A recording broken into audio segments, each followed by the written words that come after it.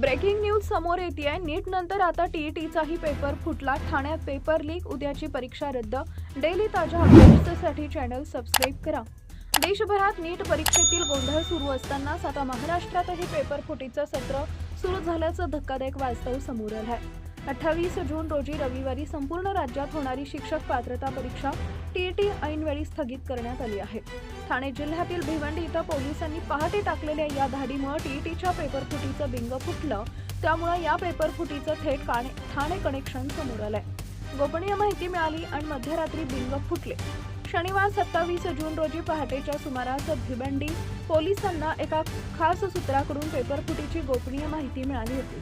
भिवंडीतील एका विशिष्ट ठिकाणी काही संशयित व्यक्तींकडे रविवारी होणाऱ्या टीईटी परीक्षेची प्रश्नपत्रिका आणि त्यातील प्रश्न उपलब्ध आहेत अशी माहिती होती। माहिती मिळताच पोलिसांनी जराही वेळ न घालवता त्या संशयित पत्त्यावर थेट छापा टाकला। धाड टाकल्यानंतर पोलिसांनी तिथून काही अनधिकृत प्रश्नपत्रिका आणि संशयास्पद साहित्य हस्तगत केले। या प्रकरणाचं गांभीर्य ओळखून पोलिसांनी तातडीनं महाराष्ट्र राज्य परीक्षा परिषदेच्या अधिकाऱ्यांना घटनास्थळी बोलावून घेतले।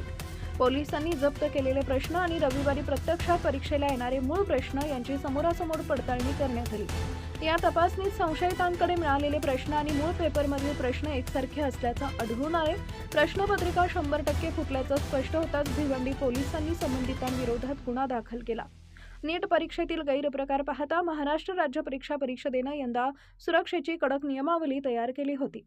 मात्र परीक्षेच्या अवघ्या 24 तासात आधीच ठाणे जिल्ह्यातून पेपर लीक झाल्यानं प्रशासनाचे धाबे दणाणलेत। परीक्षा पारदर्शक पद्धतीनंच व्हावी यासाठी परीक्षा परिषदेनं रविवारी होणारी परीक्षा तातडीनं पुढे ढकलण्याचा मोठा निर्णय घेतलाय।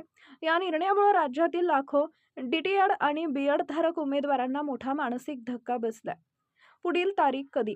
टीईटी परीक्षेची नवीन तारीख आणि पुढील सर्व अपडेट्स महाराष्ट्र राज्य परीक्षा परिषदेच्या अधिकृत संकेतस्थळावर www.mscepune.in जाहीर केले जातील, असं परीक्षा परिषदेच्या आयुक्तांनी स्पष्ट केलंय।